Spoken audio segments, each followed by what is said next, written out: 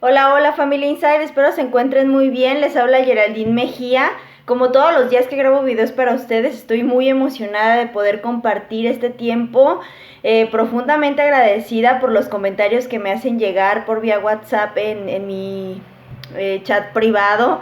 Muchísimas gracias. Para mí sus comentarios son bastante importantes porque no solamente me doy una idea de lo que tengo que trabajar y mandarles de información, sino que me gusta mucho el que ustedes se sientan en confianza para platicarme sus dudas, para mandarme sus preguntas. Yo siempre les digo que estoy para servirles, al igual que todos los que trabajamos en el Instituto Insight. Muchísimas gracias por tomarse el tiempo de ver el video y de posteriormente mandarme sus comentarios. El día de hoy algunos de ustedes ya están en la visita con su familiar, algunos han tenido ya la oportunidad de pasar tiempo con ellos, lo cual me da muchísimo gusto. Para ustedes y para los pacientes no fue nada sencillo el pasar tiempo sin tener contacto. Sin embargo, pues bueno, me siento muy contenta de que puedan tener estos minutos, estas horas con su familiar y que sea un proceso o un tiempo en el cual ustedes puedan empezar a mejorar su comunicación, a sanar las heridas que se tienen a nivel familiar y que este proceso sea para convertirnos en mejores personas, en familias más sanas, en familias más unidas. Entonces, muchísimas gracias por visitar y acompañar a su paciente en el proceso. Les voy a dar algunas recomendaciones que creo son bastante importantes, ustedes tomen en cuenta al momento de visitar a su familiar. Si bien sabemos el proceso no es sencillo para el paciente, tampoco lo es para la familia. Entonces les pedimos que el día que vayan a ver a su familiar, además de tomar las medidas de salud que se implementaron en el centro, como el uso de cubrebocas, gel y respetar el tiempo de visita, también me gustaría recomendarles que traten de ir al centro lo más estable emocionalmente posible, porque muchos de nosotros tenemos muchas situaciones afuera, problemas y demás. Sin embargo, lo recomendable es que al estar platicando con su paciente, ustedes traten de hablar de temas que no estén enfocados en lo que está pasando afuera, ya que el paciente ahorita no está en la posibilidad de ayudarles o de hacer algo al respecto, y entonces el que ustedes muchas veces en la plática salgan temas difíciles, pues al paciente lo deja todo movido emocionalmente y afecta en el proceso de recuperación. Una vez que él se reincorpora al hogar, pues bueno, podrán platicar de todo, solucionar lo que haya que solucionar, pero en el proceso de internamiento se les recomienda o se les sugiere que las pláticas sean enfocadas en lo positivo, que sean enfocadas en cómo mejorar su relación una vez que ellos vayan a su hogar, que sean enfocadas en qué piensan hacer a futuro, no sé, pláticas que aporten y que sumen y no que dejen al paciente en un estado de angustia o de preocupación por no poder hacer nada por el momento. De lo que se trata la visita es de que ustedes la pasen bien, que tengan un momento agradable con su paciente y no de que se vayan de ahí del centro mal emocionalmente, ¿no? Igual que el paciente se quede tranquilo y que para todos sea grato la experiencia de verse unos minutos. Entonces esa sería una de las sugerencias más importantes para mí.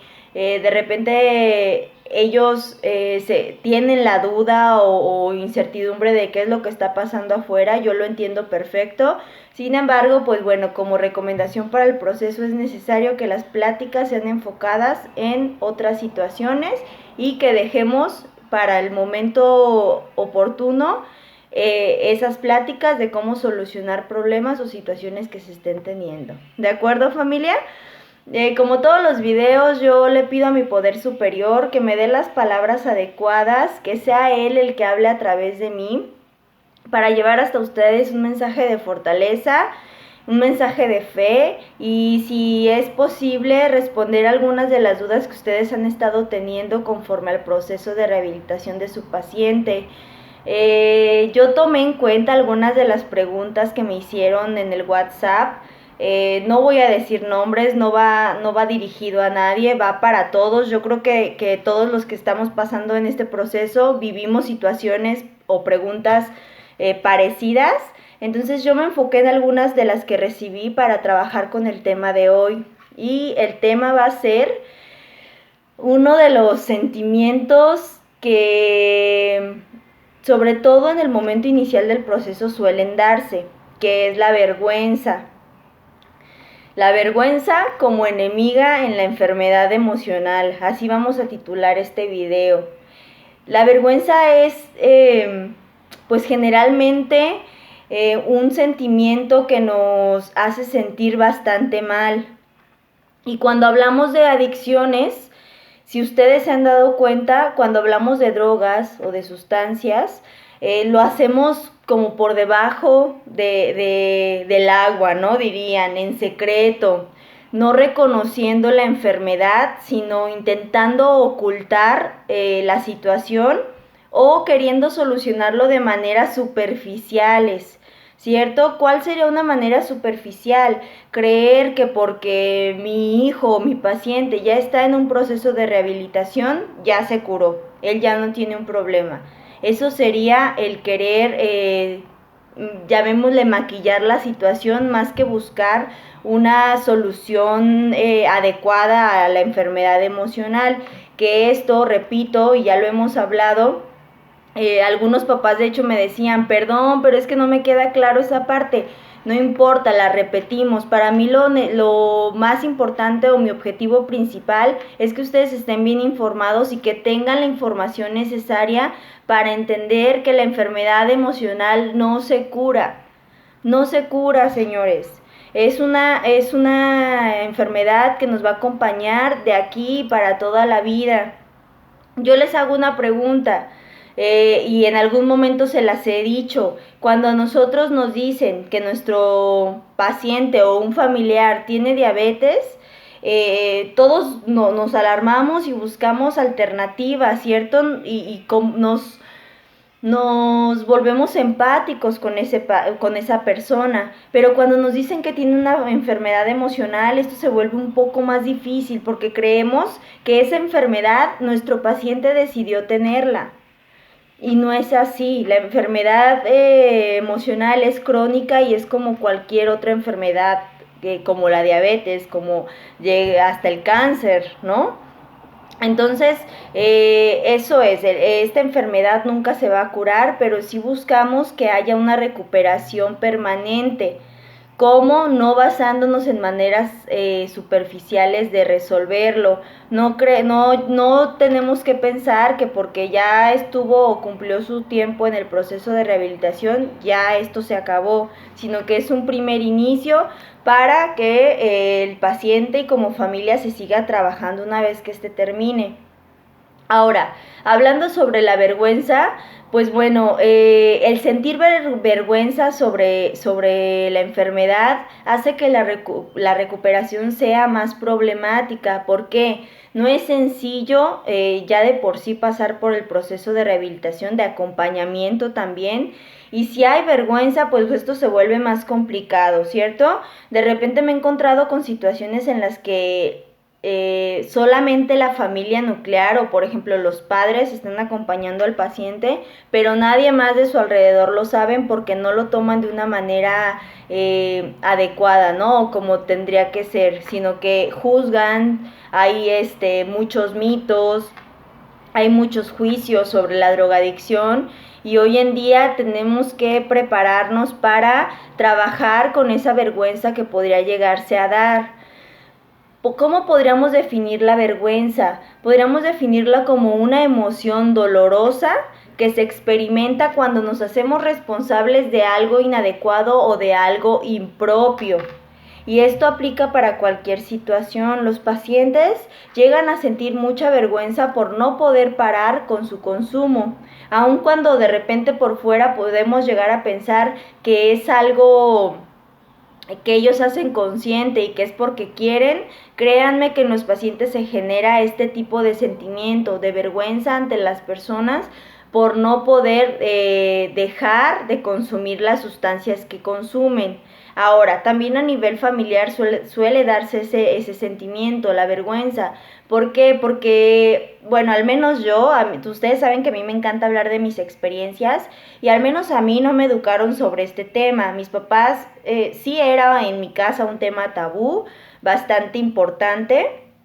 Y vamos hablando claro, o sea, ya saben que a mí me encanta hablar de manera directa, y en mi caso yo crecí con la idea de que los marihuanos, así le llamaban en mi casa, de que los marihuanos eran lo peor que había, ¿no? Y era así como motivo para tenerles mucho miedo, y ahí viene un marihuano, o sea, era un miedo que a mí se me implantó desde pequeña, ¿no? Entonces yo no entendía ni siquiera lo que era una persona que consumía marihuana. Hasta al ir creciendo yo pude entender a qué se referían con esa expresión. Pero pónganse a pensar ustedes, cuando les dicen, en algún momento me he topado con situaciones en las que me dicen los papás, es que yo siento muy feo que me digan que mi hijo es un marihuano o que es un drogadicto. No es fácil escuchar esas expresiones, ¿cierto? Y no podemos a lo mejor educar a todo el mundo para que entienda que es una enfermedad emocional. Eso no se puede y ni lo vamos a lograr a lo mejor por el momento. Lo que sí podemos hacer es educarnos a nosotros mismos para entender que no hay por qué sentir vergüenza y que hay que aprender a llamarle a la enfermedad por su nombre. No hacer juicios, no hacer señalamientos, sino al contrario, entender que el paciente también está viviendo un proceso y que el educarnos nos va a dar las herramientas para poder ayudarle y ayudarnos a nosotros mismos. Yo creo que si todos recibiéramos la educación con respecto a la enfermedad emocional, pues sería más sencillo entender o tener más empatía con esas personas, ¿no? En mi caso, yo quiero ser honesta, yo tenía mucho miedo de las personas que consumían una droga, ¿no? Porque en mi casa era así como de, son malas personas, hacen cosas sin pensar. Entonces al vivir, no solamente al entender, al vivir situaciones en mi familia, fue una situación bastante, llamémosle, pues no sé, fue una manera de confrontarnos, ¿no? Como familia, porque cuando en mi casa se empezó a dar el tema del consumo en un familiar, fue como el boom, ¿no? De la situación. Entonces toda la familia tuvimos que voltear a ver la situación y ver de qué manera teníamos que ayudar nosotros. Para mis padres, por ejemplo, no era sencillo aceptar tener un hijo que consumía, ¿no? Ellos trataban de tapar la situación con la demás familia, trataban de que los vecinos no se enteraran, y ellos mismos, ¿no? No querían aceptar esa parte por vergüenza, porque todo lo que ellos pensaban o creían con respecto a lo que era una persona que consume, pues era en un contexto negativo y no como lo es, ¿no? Como una persona que padece una enfermedad. Entonces, al toparnos con esta situación, porque yo les he comentado que mi hermano tuvo una situación de consumo, al toparnos con esa situación, para todos fue bastante difícil, pero también les voy a comentar esto. Fue una situación que nos dio un parteaguas para mejorar mucho como familia, para entender qué es lo que estábamos haciendo equivocadamente. Recordemos que la vida en sí es un proceso de prueba y error. A nadie nos dicen qué hacer, cómo hacerle en caso de tal situación. Entonces vamos aprendiendo, vamos fallando, otra vez nos levantamos con más aprendizaje, y creo que de eso se trata a final de cuentas. Entonces, como familia aprendimos primero a reaprender nuevas formas de comunicarnos, nuevas formas de ver a las personas que padecen esta enfermedad. A partir de ahí, familia, yo les puedo decir que en mi familia se dio mucho el cambio de la empatía, ¿no? Hoy que una persona está pasando por un momento, sabemos cómo apoyarle o sabemos qué hacer para orientarle en este tema al ser una experiencia que nosotros ya pasamos. Entonces yo les invito a que en su familia ustedes analicen qué es lo que esta situación les puede ayudar a aprender, a dejar atrás la vergüenza que esto pueda causarnos y a entender que esto es solamente una oportunidad para ser mejores día a día. Entonces vamos a trabajar desde ese punto. Yo creo que nadie quiere despertar una mañana y decir que tiene un problema con el alcohol, con las drogas o también con las actitudes que estamos teniendo, ¿no? Yo creo que para nadie es sencillo despertar y decir, tengo un tema de neurosis, ¿no? Me estoy pasando, soy bien gritón, soy bien gritona, caigo muy fácilmente en la ira. Para nadie es sencillo, ¿no? Y entonces, o como no es sencillo decir, tengo un problema, estoy bebiendo demasiado, estoy consumiendo cierta sustancia, ¿no? No es fácil el reconocimiento y muchas veces el no querer reconocerlo por vergüenza solo hace que iniciemos una carrera bastante destructiva como opción para maquillar la situación. Es decir, yo reconozco que tengo un problema, cualquiera que sea, pero como me da vergüenza aceptarlo ante mí, ante otros, pues entonces mejor le sigo con otras cosas que a mí me den pues una forma de sentirme más aliviado, ¿no? O de no confrontar la situación, que sería el recurrir a esas fugas. Entonces, en esta parte es bien importante también, o entraría el considerar a un familiar o a nosotros mismos, ¿no? Como adictos, pues es bastante doloroso y no es nada sencillo de aceptar. No es fácil decir, mi hijo tiene un problema, ¿no? O tiene una enfermedad. ¿Por qué? Porque a nivel social, pues siempre se manejan otros términos que vuelven más difícil el aceptar la situación. Ahora, una vez que nosotros ya aceptamos que mi paciente es un enfermo emocional con consumo en sustancias adictivas, sería más fácil partir desde ahí y entender que los cambios se irán dando poco a poco, ¿no? No podemos correr, no podemos avanzar de una manera pues rápida, porque los cambios tienen que ir siendo a lo mejor lentos, pero que sean firmes y que sean permanentes. De nada sirve que se dé un cambio si este va a desaparecer en unos días o en unos meses. Entonces los cambios son pocos, pero permanentes hasta lograr que la persona construya una identidad distinta, ¿no? A los pacientes siempre les recomendamos que al salir conozcan otras personas, ¿no? Que no vuelvan a los lugares de consumo, que sigan con las metas y con los sueños que tenían antes de su contacto con las sustancias, porque es importante que el paciente no relacione la enfermedad con lo que es. Les pongo un ejemplo, lo voy a hacer en primera persona. Si yo consumí drogas, no quiere decir que toda mi vida voy a ser un drogadicto, ¿no? Voy a ser una persona con una enfermedad emocional que tuvo consumo, ¿vale? Entonces a los pacientes se les sugiere o se les enseña que no tienen por qué relacionarse o creer que por haber consumido toda la vida van a ser una persona drogadicta. No, una enfermo emocional sí, pero no una persona drogadicta para toda la vida, ¿no? De eso se trata el proceso, para eso es.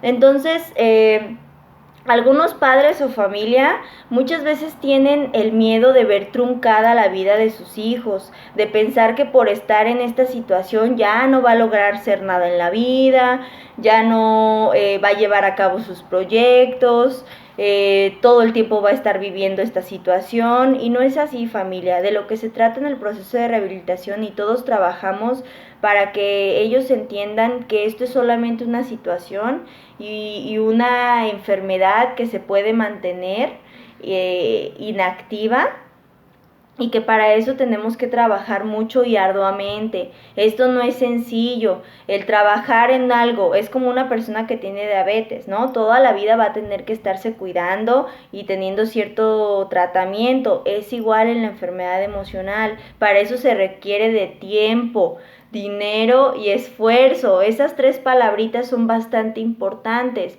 porque se necesita tiempo para trabajar en tu persona. Cuestión de dinero, muchas veces el paciente tiene que invertir en un proceso terapéutico, en un proceso grupal, en un proceso que le ayude a seguir trabajando todo lo relacionado con la enfermedad emocional y el esfuerzo, porque no es nada sencillo. Muchas veces al salir del proceso ya creemos haberla librado, ya estoy bien, ya cumplí mis 6 mesecitos o 4, los que sean. Y también como familia de repente, vamos a ser sinceros, pues pensamos que ya pasó la tempestad, ¿cierto? Cuando tendríamos que verlo desde, ok, ya pasó el primer paso, mi hijo ya está desintoxicado, ya bajó la obsesión por el consumo, entonces ahora qué, a ver, vamos a buscar alternativas, grupo de AA, terapia con un psicólogo. Ustedes tendrán que ver de qué manera ustedes seguir trabajando junto con su familiar allá afuera. Los cambios no se dan rápidos, pero necesitamos que sean permanentes, ¿no? Que los cambios sean para toda la vida y que sean desde el punto de vista del crecimiento como personas y también como familia. Entonces, bueno, el tema de la drogadicción sigue siendo un tema tabú en la sociedad, muchísimo. Aún no llegamos al momento en que entendamos que esta enfermedad escapa de la voluntad del paciente, que si bien en algún momento se les hace hincapié de que es responsabilidad de cada uno cuidar de su enfermedad y no volver a recaer, la enfermedad vuelve esto más complicado. Entonces en esa parte yo les pido, familia, porque me han mandado algunos mensajes en los cuales me comentan que sienten mucha angustia, mucha tristeza e incertidumbre de lo que va a pasar. Yo les pido que se aferren a este programa. En el Instituto Insight todos trabajamos de manera profesional para darles una nueva forma de vivir, todo basado en el amor y en el respeto y también en el amor adulto, es decir, las cosas como son. Y también me gusta hablarles a ustedes de tal manera para que ustedes lleguen al entendimiento de que su participación es bastante importante. Esta oportunidad que ustedes están teniendo durante el proceso, pues los va a hacer crecer y los va a ayudar a darse cuenta y a confrontar las partes que en ustedes todavía hay que trabajar. ¿Para qué? Para estar bien ustedes y también, pues por ende, apoyar a su familiar. La vergüenza, volviendo a este término, puede ser beneficiosa porque puede ayudarnos a tener mayor conciencia sobre lo que está sucediendo y esto nos puede impulsar a hacer un cambio. Pónganse ustedes a pensar en alguna situación en la que han sentido vergüenza y entonces cambian su comportamiento y no se vuelve a dar esa situación. Eso es cuando la vergüenza es beneficiosa. Es decir, sentí vergüenza, pero la admití y corregí mi error, ¿no? La vergüenza es dañina cuando nos quedamos en ese sentimiento constante. Identificamos esa emoción con lo que somos, era en el ejemplo que les decía, ¿no? No por yo haber consumido voy a ser un drogadicto para toda la vida, no es así.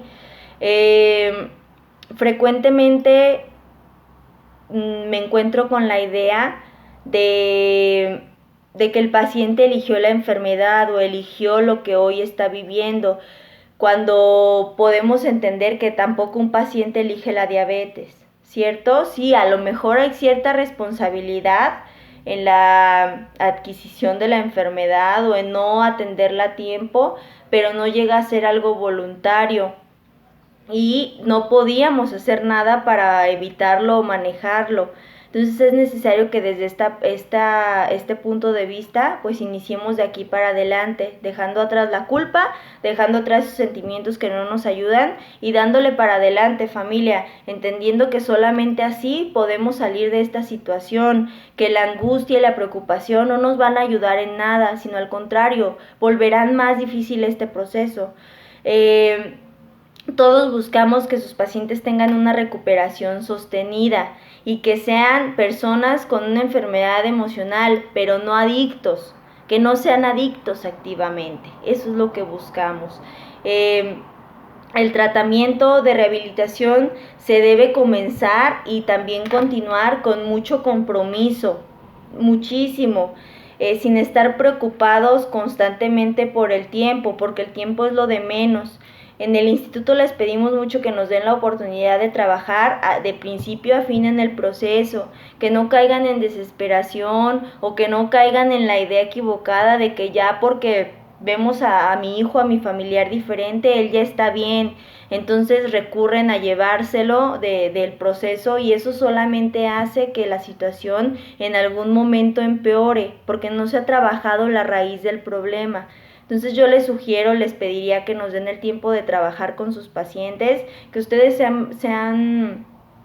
estén tranquilos, que busquen formas de trabajar con sus emociones para que también sea de una manera más sencilla acompañarlos, no caer en la desesperación ni en fantasías de que ya porque lo veo cariñoso, lo veo bien bonito, bien guapo, lo veo más gordito, él ya está bien. No, esto es un proceso. Imagínense, familia, tener que sanar heridas de 20 y tantos años, 30 y tantos años o más años, en 4 meses o en 6. Pues no es nada sencillo, ¿cierto?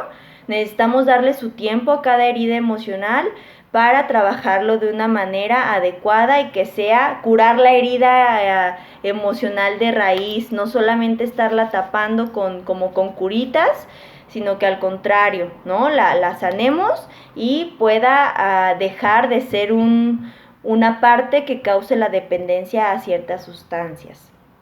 Entonces yo espero que hasta aquí este tema les haya gustado, yo espero que les haya quedado claro y que sea de bendición en sus casas, familia. Recuerden que los videos tienen como objetivo el que ustedes lo pongan en práctica en sus casas, que no lo dejen solamente en este video. Los videos los pueden volver a ver cuando gusten, pero traten de ponerlo en práctica en sus vidas. Levántense día a día con la esperanza de que podemos ser mejores, de que también nuestro paciente está trabajando por su parte y que nosotros en nuestra vida cotidiana también podemos empezar a hacerlo, ¿no? Levántense pensando en cierto aspecto para mejorar en ese día, en esa semana, en ese mes, ¿no? Pero plantéense las metas y los objetivos para empezarlo a trabajar desde ese punto de vista. Yo les agradezco mucho su tiempo, voy a estar esperando sus comentarios vía WhatsApp en privado, por favor. Que tengan un bonito y bendecido día, disfruten mucho a su familiar. Hoy en día no nos podemos abrazar y expresar tanto amor así con cercanía por la situación que vivimos, pero siempre encontraremos formas de darle un mensaje de aliento, unas palabras bonitas a nuestro familiar para hacerle sentir que estamos con él. Y yo por mi parte les quiero hacer sentir lo mismo a ustedes, familia. Estoy con ustedes, estoy para apoyarlos y les mando un abrazo enorme.